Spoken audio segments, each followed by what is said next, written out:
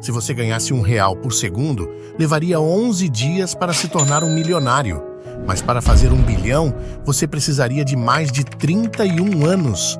Veja bem, se você tem 1 milhão acumulados durante toda a vida, é óbvio que a decisão de comprar um carro no valor de R$ 100 mil seria muito ponderada. Afinal, isso significaria trocar 1/10 do seu tempo de vida em um único bem. Mas e se esse mesmo carro te custasse apenas R$ 10 mil? Quanto tempo levaria para você tomar a decisão de comprar? Bom, não seria grande coisa, já que com 1 milhão em um investimento bem conservador, você já faria aproximadamente R$ 10 mil por mês sem fazer nada. Essa é a diferença entre a vida de um milionário e um bilionário. Jorge Paulo Lemann, o brasileiro mais rico, tem 71 vezes esse valor. E você? Bom, se você está dentro das estatísticas brasileiras, a riqueza, a liberdade e a tranquilidade financeira parece um sonho distante, não é mesmo? Você passou a vida inteira acreditando que riqueza é algo destinado a poucos sortudos. E se eu te dissesse que você estava errado? E se no fim das contas o fruto do seu trabalho fosse capaz de te trazer a prosperidade sem muitas dificuldades? E se eu te disser que isso é uma realidade? Bom, pelo menos deveria ser. Mas existe uma força obscura te impedindo de acumular riqueza, e esse é o vídeo que vai revelar a verdade diante de seus olhos. Mas a pergunta que você deveria se fazer é: se existe algo mais forte que eu me impedindo de prosperar, significa que eu sou um mero escravo. E se alguém me escraviza, existe alguma forma de escapar dessa prisão? Você não abriu esse vídeo por um mero acaso. E se continuar comigo nessa jornada, existe uma chance de se libertar. Mas seja rápido que essa brecha no sistema está se fechando.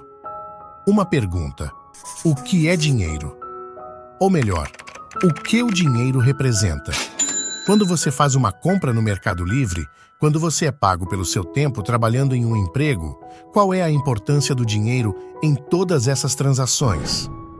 Dinheiro é popularmente definido como um meio de troca, um instrumento usado para facilitar a venda, a compra ou uma troca de bens entre indivíduos. Mas isso não diz muito sobre o que o dinheiro representa. Na verdade, a melhor maneira de enxergar o dinheiro é como uma expressão de valor. Ao fazer uma compra, você entrega uma certa quantidade de dinheiro nas mãos de outra pessoa, porque o item que está sendo comprado é percebido por você como sendo mais valioso do que aquela quantia de dinheiro. Caso contrário, você não faria aquela troca. E é claro que o preço não é determinado por você como indivíduo, mas sim pelo mercado como um todo. Mas se agarre a essa premissa: dinheiro é igual a valor. E por que isso é tão importante? Porque ao entender o dinheiro como uma expressão de valor, fica muito claro que o acúmulo de riqueza não acontece com base em aleatoriedades. A quantidade de dinheiro que a sociedade entrega em suas mãos é equivalente à quantidade de valor que as pessoas percebem que você está gerando no mundo. Mas dinheiro sempre vai entrar em sua vida e também ir embora. Essa é uma relação expressada entre suas receitas e suas despesas. Mas uma forma muito prática de simplificar essa relação é a sua produção versus o seu consumo. Na maioria das vezes, o dinheiro vai entrar em sua vida porque você foi capaz de produzir alguma forma de valor. E para a maioria de nós, a receita vai ser gerada pelo valor que produzimos em um emprego. Mas esse mesmo dinheiro vai embora cada vez que você consome algo, um sorvete, um celular novo ou um carro.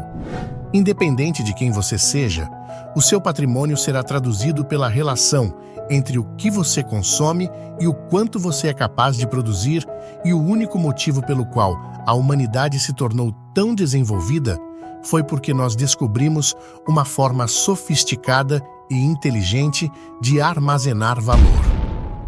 O pedaço de papel ou o número da sua conta bancária que você chama de dinheiro são, na verdade, uma expressão tecnológica de armazenamento de valor. Se você voltar o suficiente em uma máquina do tempo, vai descobrir que nossos ancestrais compravam coisas utilizando um método irreconhecível para os tempos atuais. Os pagamentos eram feitos em forma de escambo, um sistema de troca direta de um bem pelo outro, uma dúzia de ovos por alguns tomates, um frango por uma cadeira e por aí vai. Mas esse sistema tinha dois grandes problemas. Ele dependia de outra pessoa querer algo que você tinha. Se você tivesse uma galinha, não poderia trocar ela por 2 ovos, já que a galinha valia mais do que os ovos e não era divisível. Então nossos ancestrais perceberam que precisavam de algo intermediário que representasse valor. Eles tentaram fazer as trocas com diversos itens, inicialmente sacos de grãos de cevada, bois, sal e até mesmo conchas, mas todos eles resolviam algum problema e ao mesmo tempo criavam outros ainda maiores. Afinal, não existe uma quantidade limitada de conchas e elas não têm raridade alguma. Isso significa que você poderia ficar o dia inteiro na praia catando conchas sem gerar valor algum e inflar artificialmente seu patrimônio. E lembre-se, dinheiro é igual a valor produzido. Se algo não pode representar a produção, também não poderá representar o consumo, e eu nem falei sobre os problemas das outras tentativas fracassadas, além de ocupar muito espaço. O gado morre, o sal se perde e os grãos estragam. Então, depois de muito tempo, eles finalmente encontraram algo que tinha todas as características necessárias para expressar valor. Bom, quase todas. Foi descoberto o real valor do ouro. Ele era durável, difícil de se falsificar, facilmente divisível e principalmente escasso. Segura essa característica porque ela vai ser muito importante para você entender como você está sendo escravizado e privado de acumular riqueza. Mas existia ainda um problema para ser resolvido: o ouro é pesado. E isso dificultava muito o transporte de grandes quantidades de um lugar para o outro. Então, centenas de anos depois, os países começaram a usar dinheiro de papel lastreado em ouro. Em outras palavras, o dólar era diretamente ligado a certa quantia de ouro guardada, e você teoricamente poderia trocar a qualquer momento aqueles dólares por ouro físico, em proporção que o seu país detinha em reserva. Esse sistema era conhecido como o padrão ouro. Esse era o sistema perfeito de armazenamento de valor que iria permitir com que a humanidade prosperasse para sempre, pelo menos até que alguém descobrisse que o sistema não era tão perfeito assim. Entre os anos 50 e 70, a humanidade vivia uma era de avanços exponenciais: lasers, cabos de fibra ótica, luzes de LED, satélites e até a internet foram criados durante esse período. Nós fomos capazes até mesmo de pisar na Lua. A população crescia em produção e o ser humano prosperava como um todo, na medida em que os avanços eram feitos.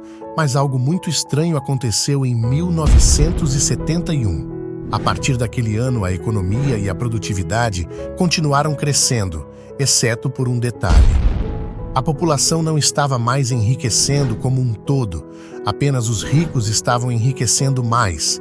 Mas as classes média e baixa estavam praticamente estagnadas, até os dias atuais. Em 1971, o americano comum trazia para casa cerca de $10.600 por ano, e se você quisesse comprar uma casa nova, isso te custaria cerca de $25 mil.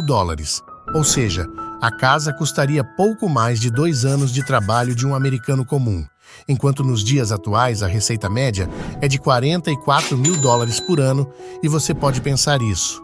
É ótimo, certo? A população ganha muito mais dinheiro atualmente. Então por que você não comprou a sua casa ainda?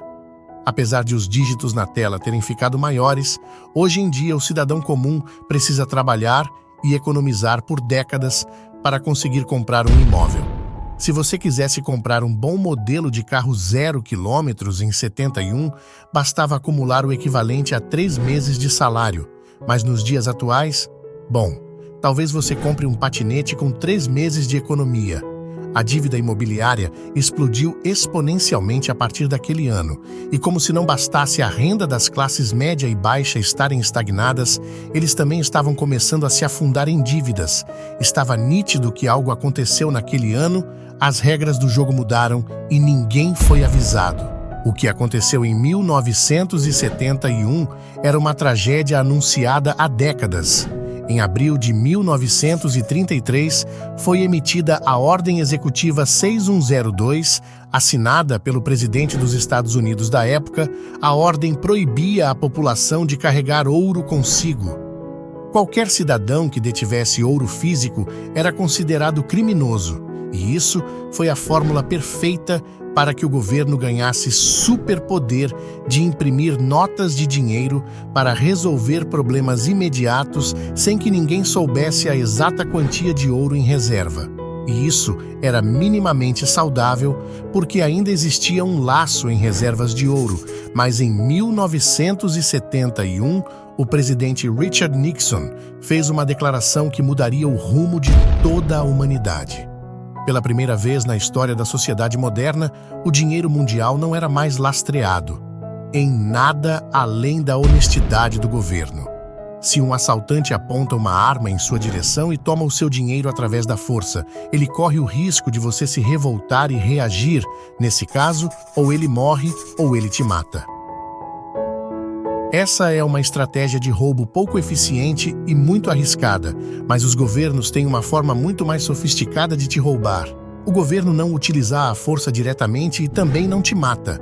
Ele te mantém vivo trabalhando e produzindo para ele. É como um fazendeiro explorando sua vaca, ou melhor, como parasita explorando seu hospedeiro. O parasita precisa do hospedeiro vivo para sobreviver, então ele te enfraquece o máximo possível sem que você sucumba. Funciona assim. Grandes bancos compram títulos públicos para revender para Banco Central com lucro. Essa é a grande máquina do dinheiro mágico. O Banco Central, na verdade, não tem nenhum dinheiro real em seu balanço. Quando um grande banco vende um título para a Reserva Federal, ele simplesmente recebe um "Valeu, brother. Toma aqui o seu dinheiro de volta com lucro." Não existe uma transação real de dinheiro, simplesmente aparece um novo número na tela. Mas os governos não criam dinheiro mágico sozinhos. A essência energética que o parasita suga precisa surgir de uma fonte de poder real. Caso contrário, ele não teria como sobreviver, lembra? Dinheiro é igual a valor. E é aí que você entra nessa equação. Alguém precisa gerar o real valor nessa história. Ricos, empresários e políticos repartem esse dinheiro fácil, enquanto todo o restante da sociedade sofre. Nós colocamos nossos pagamentos e nossas economias em uma conta bancária para sacar na medida em que precisamos consumir. E você foi condicionado a acreditar que os bancos são guardiões do seu dinheiro. Mas isso não é verdade. No momento em que você deposita o seu dinheiro em uma conta bancária, ele se torna propriedade do banco adicionada ao seu balanço. Em outras palavras, eles podem fazer qualquer coisa que quiserem com o seu dinheiro. Como, por exemplo, criar mais dinheiro mágico. Funciona assim. O seu extrato do banco mostra um saldo de R$100, mas o banco só retém R$3 em custódia e os outros R$97 ele empresta para Pablo comprar alguma coisa. No sistema bancário, você ainda tem R$100 na sua conta, mas Pablo agora tem 97 de dinheiro mágico na conta dele. Veja bem, nenhum valor foi gerado aqui, mas os dígitos na tela aumentaram sem vínculo em nada. Não existe dinheiro nem ouro, nem qualquer outra coisa que suporte os novos números criados na conta de Pablo, apenas a promessa de pagamento que Pablo teve que fazer. Esse é o dinheiro novo, criado através da escravidão moderna mais conhecida como débito. É como se fosse uma máquina que transfere dinheiro dos mais pobres para os mais ricos. Essa é a energia vital da sua força de trabalho sendo sugada por um mecanismo parasita. Mas a toca do coelho é ainda mais profunda. Quando o Pablo gasta esses 97 em um estabelecimento, o dono desse estabelecimento vai depositar esse dinheiro em outro banco, recomeçando assim o ciclo de endividamento infinito da população. Os originais R$100 podem se multiplicar indefinidamente. E pasmo! Mais de 90% do dinheiro em circulação no mundo são apenas números na tela de um computador. Não tem qualquer valor atrelado. Em outras palavras, todo o dinheiro criado é o endividamento coletivo. O sistema inteiro é baseado em confiança, mas e se você não tiver mais essa confiança, a quem você recorre? No final dos anos 80, surge um movimento contra autoridades centralizadas que tinham cada vez mais acesso a informações privadas das pessoas. Esse grupo foi apelidado de Cypherpunk, os anarquistas cibernéticos. Eles defendiam a criptografia, que era uma forma de proteção de dados capaz de gerar uma comunicação segura entre duas pessoas, sem que um terceiro fosse capaz de acessar. Não precisa ser nenhum gênio para afirmar que esses sujeitos tinham valores opostos ao sistema financeiro da época. A maior parte das pessoas confiava nas instituições bancárias para cuidar do seu dinheiro, mas os cypherpunk não. Durante muito tempo, quem pensava como eles era considerado um louco, conspiracionista, até que, em 2008, uma crise financeira imobiliária devastou a economia global, uma crise gerada por crédito fácil, concedida através da máquina de dinheiro fácil estatal. Veja bem, os cypherpunk já haviam previsto esse risco há décadas. Então já havia uma tecnologia de criptografia de ponta sendo desenvolvida quando essa bolha imobiliária explodiu. Esse foi o gatilho para a implementação de um plano que estava sendo desenvolvido nas sombras da internet. Um documento peculiar começou a circular em uma lista de e-mails de criptógrafos. Um documento assinado por pseudônimo Satoshi Nakamoto compilava dados detalhados com descobertas feitas através das inovações tecnológicas do cypherpunk. Nakamoto usou esse conhecimento para criar um sistema de transações eletrônicas sem a necessidade do envolvimento de uma terceira parte moderadora. Em outras palavras, utilizando matemática, programação e criptografia de ponta, ele publicou um mapa de como eliminar a presença do governo em uma transação financeira. Afinal, se a economia se apoiava apenas em confiança nos governos, o recente colapso havia provado que os governos não são confiáveis. E confiança era o problema que Nakamoto tinha acabado de solucionar, criando uma moeda matematicamente impossível de ser corrompida. O nome dela? Bitcoin. O Bitcoin resolve todos os problemas causados pelo Estado. O Bitcoin é um protocolo de software de código aberto. Isso significa que qualquer pessoa no mundo pode usar o protocolo. Não existe um indivíduo ou uma empresa que possa controlar a moeda. Cada mudança feita no código é pública, aberta e transparente. O código original foi desenvolvido por Nakamoto, que lançou a tecnologia para o mundo e, em seguida, desapareceu do mapa, para garantir que não houvesse uma entidade centralizada que respondesse pelo Bitcoin. Desde então, centenas de programadores colaboram constantemente para melhorar a segurança e o funcionamento da moeda digital. Mas, como algo digital pode ter algum valor, não é a mesma coisa dos números que você vê na tela do banco? Não, um Bitcoin não é um arquivo de computador, é um registro distribuído publicamente em um banco de dados chamado blockchain. Quando Pedro compra algo de Pablo com R$10, o que o banco faz é registrar que agora Pedro tem R$10 a menos em seu balanço, enquanto Pablo tem a mesma quantia a mais. O banco é uma entidade centralizada que garante a legitimidade dessa transação, então você pode imaginar a blockchain como o livro contábil dos bancos. A única diferença é que, ao invés de existir uma única entidade garantindo a legitimidade das transações, a blockchain faz isso de uma forma automática com um sistema que permite qualquer pessoa no mundo ser um agente dessa fiscalização. Já não é mais necessário confiar em uma entidade que pode muito bem ser corrupta, porque a blockchain já é pública e não pode ser controlada por qualquer pessoa ou computadores isolados da rede. O poder computacional que garante a segurança da rede está espalhado pelo mundo. As pessoas que cedem sua parcela de poder de processamento na rede são recompensadas com novos bitcoins que estão sendo minerados. Não há incentivo para desonestidade e corrupção simplesmente porque você ganha muito mais seguindo as regras do jogo. Mas então, se o Bitcoin é capaz de resolver tantos problemas, por que o mercado de criptomoedas tem perdido tanto valor nos últimos anos? No ano de 1993, o lançamento da Mosaic Browser trouxe o acesso à internet para o grande público pela primeira vez. Lentamente, os computadores pessoais deixaram de ser um luxo para se tornarem um dos itens essenciais da casa das pessoas. Essa rápida adoção em massa escancarou uma oportunidade de negócios, uma onda massiva de novas empresas de internet começou a surgir. Uma dessas empresas, chamada Netscape, decidiu distribuir seu web browser de graça, o que fez com que mais pessoas pudessem acessar a internet. No ano de 1995, a Netscape fez uma oferta pública de ações. Quem comprou uma ação no início do dia e pagou $28, teve a oportunidade de vendê-la por $75 no final do mesmo dia. Esse sucesso estrondoso atraiu a atenção de investidores do mundo inteiro. Rapidamente, esses investidores foram tomados pelo sentimento de medo de ficar de fora da grande ascensão do mercado da internet.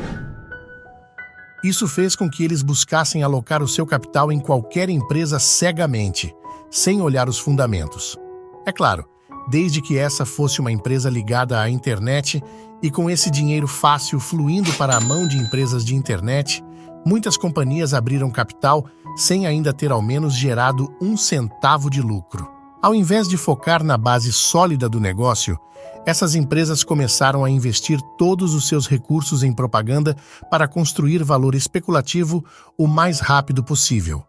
Em 1999, 457 empresas de internet abriram capital na bolsa. Mais de 20% delas dobraram de preço em seu primeiro dia de pregão. Isso acelerou ainda mais o movimento de euforia e medo de ficar de fora entre os investidores. Notícias sobre a grande oportunidade da internet tomavam mais e mais espaço nos jornais, gerando um fluxo infinito de crescimento exponencial. O problema é, algumas empresas realmente tinham fundamentos valiosíssimos, mas a maior parte delas era apenas especulação, então era impossível para um investidor saber separar o joio do trigo, enquanto tinha tanta propaganda apelativa prometendo que cada uma dessas empresas seria o futuro da internet. Mas a festa estava prestes a acabar, e o colapso da bolha.com era iminente. No ano de 2000, a Reserva Federal dos Estados Unidos anunciou um aumento de taxa de juros. Isso fez com que investidores que compraram ações de internet puramente pelo hype movessem seus recursos para títulos do governo e rapidamente o sonho virou pesadelo. O medo tomou conta do mercado e a bolha das empresas de internet explodiu. Está reconhecendo algumas semelhanças com os dias atuais? Nos últimos anos, o mercado de criptomoedas vem sendo tão negligente quanto o da internet em seu início. Entre 2020 e 2022, o mercado de NFTs, metaverso e criptomoedas teve praticamente o mesmo comportamento. Empresas sem nenhum fundamento surgindo do dia para a noite, prometendo ser a maior revolução associada à blockchain no mercado. Investidores com medo de perder a festa jogavam dinheiro em qualquer negócio que alegasse estar associado a criptomoedas. Não importando seus fundamentos, mas todas essas novas empresas, criptomoedas e tokens que surgiram nos últimos anos têm um grande problema: confiança. Qualquer criptomoeda que não seja o Bitcoin carrega consigo o mesmo problema que os bancos. Existe uma entidade centralizada por trás do projeto, a quem você precisa confiar. Desde o início de 2022, cada dia que passa, acontecimentos nos provam mais e mais que toda essa sucata digital, que é o mercado de criptomoedas, não passa de poeira sem valor algum. A única moeda que nunca perdeu e jamais perderá os seus fundamentos é o Bitcoin. E adivinha o que vai acontecer de agora em diante? Pois é, todo o dinheiro que estava sendo alocado em ativos especulativos sem fundamentos vai pouco a pouco sendo migrado para o Bitcoin. Desde 2020, o governo dos Estados Unidos injetou na economia mais de 80% dos dólares já existentes na história. Isso significa que 80% do seu patrimônio de 2019 já foi dissolvido, sem a sua autorização, em uma bolha econômica de dinheiro mágico. Foi a maior impressão da história. Até há pouco tempo atrás estava chovendo dinheiro em idiotas. E tudo que tinha o nome metaverso, NFTs, envolvimento de criptomoedas, recebia investimentos milionários rapidamente e agora que estamos colhendo os frutos da irresponsabilidade dos governos. As pessoas rapidamente retiram o seu capital porque não conhecem seu real fundamento e seu real valor. Essa irresponsabilidade de investidores e empresas é um processo natural de amadurecimento do mercado. E isso significa que o mercado do Bitcoin acaba de passar por um importante ciclo. Assim como as empresas de internet, o Bitcoin também perdeu uma parcela significativa do seu valor de mercado, mas seu valor intrínseco continua sendo o mesmo. E quando isso acontece, é óbvio que aparecem aquelas pessoas dizendo: "Olha aí, eu não te avisei? O Bitcoin morreu!" Existe até um site que faz a contagem de vezes que as pessoas declararam a morte do Bitcoin. No entanto, a moeda segue com seus fundamentos mais fortes do que nunca. Bom, essas pessoas também falaram isso no início dos anos 2000, quando as empresas de internet perderam seu valor. Mas veja o que a internet se tornou assim que a humanidade começou a entender os fundamentos por trás do mecanismo. Toda grande inovação precisa passar por um período de irresponsabilidade do mercado para assim amadurecer e começar a crescer com bases sólidas. É só uma questão de tempo para que as pessoas descubram o real valor de uma moeda cujo governo não consegue influenciar, controlar ou penetrar. E aqui vai uma verdade difícil de engolir. Votar em política, A ou B, não faz com que a máquina parasitária do Estado deixe de te escravizar. Independente de quem esteja no poder, cada vez que você faz uma transação em uma moeda controlada pelo governo, você está alimentando o organismo parasitário que suga sua energia. Pensa bem, a energia vital que o governo utiliza para produzir guerras, dominar e escravizar a população é fruto do seu trabalho. Por isso, o verdadeiro voto é a alocação do seu capital. Só coloque seu dinheiro naquilo que você acredita. E isso não é nenhuma recomendação de investimentos, é apenas um alerta de que existe uma saída, mas ela não vai durar muito tempo. Já estão controlando o que as pessoas falam na internet, em breve vão querer controlar o que você compra. E quando chegarmos nesse ponto, você não vai querer ter toda a sua energia vital alocada dentro do sistema parasitário. Olá, esse é mais um vídeo do canal. Traça o teu caminho financeiro. Se você realmente gostou desse vídeo, não esqueça de apertar com vontade o botão curtir. E óbvio, não deixe de se inscrever para receber toda a semana mais vídeos inspiradores. Obrigado de novo pela visualização e a gente se vê em breve. Um abraço.